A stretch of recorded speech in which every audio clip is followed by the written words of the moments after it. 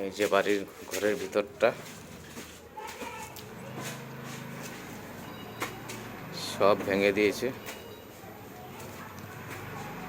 এই ওয়াল ফল যা ছিল সব ভেঙে দিয়েছে। ছাদের উপর টুপর সব, সামনে বারান্দা ফান্দা সব।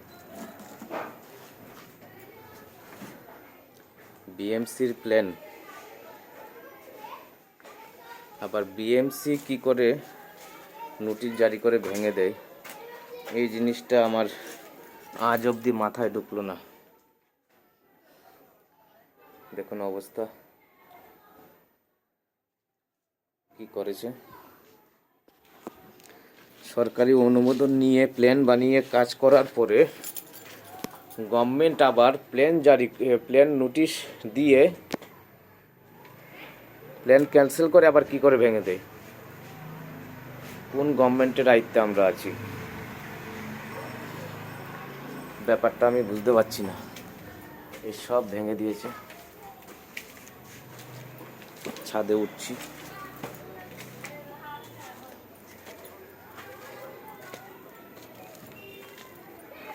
এই ছাদের কন্ডিশন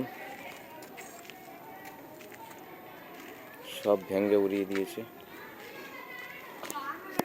আচ্ছা, এটা একটা বাড়ি, পাশে দেখুন আরেকটা বাড়ি। এই বাড়িরও ছাদ উড়িয়ে দিয়েছে।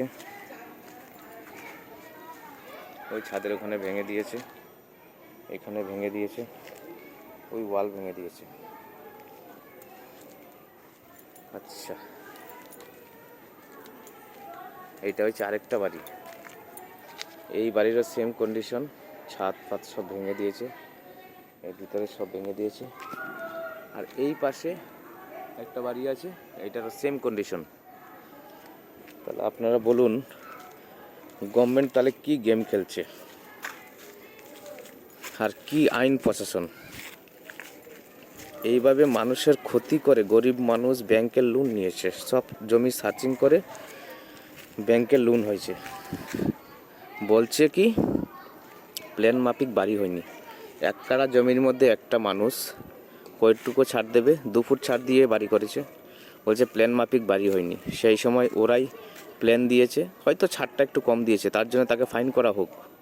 কিন্তু গরিব মানুষের এত ক্ষতি, পুরো প্রশাসন নিয়ে এসে পুরো বাড়িগুলা সব তছনছ করে ফেলেছে।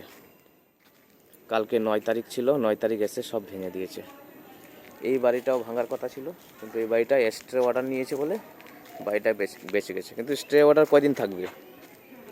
2 দিন 3 দিন থাকবে, বা 3 মাস থাকবে, তারপর তো আবার স্টে অর্ডার টাইম শেষ হয়ে যায়, আবার করতে হবে। কিন্তু এইভাবে প্রশাসনকে এই জিনিসটা দেখা উচিত, কোনোভাবেও সেটা করা উচিত নয়। এখন জনগণ, আমরা হয়তো, এই মানুষগুলো সবাই হয়তো এই ব্যাপারে এই জিনিসটা ভোগ করছে, কিন্তু এমন আরও কিন্তু লোকের হতে পারে লোকের সঙ্গেও। সে কারণে আমি ভিডিওটা পুরো ছেড়ে দিলাম, বাকিটা জনতার উপরে।